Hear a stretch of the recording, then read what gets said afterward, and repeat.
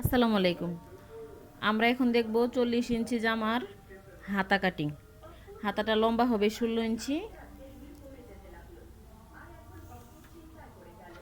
এই যে 16 ইঞ্চি, আমি 1 ইঞ্চি নিয়েছি সেলাইয়ের জন্য। হাতার নিচের মুহুরি গের হবে 4.5 ইঞ্চি, ওই যে, আর 1 ইঞ্চি সেলাইয়ের জন্য। আর উপর থেকে 40 ইঞ্চি বডির জন্য উপর থেকে 3.5 ইঞ্চি আমি ডাউন করে দিয়েছি। আর আর্ম হোল হবে 7.5 ইঞ্চি। 7.5 ইঞ্চি হলে পারফেক্ট হয়, একদম ফিটিং হয় হাতাটা। আর 2 ইঞ্চি নিয়েছি এক্সট্রা সেলাইয়ের জন্য। এখন আমি এটা দাগ টেনে নেব।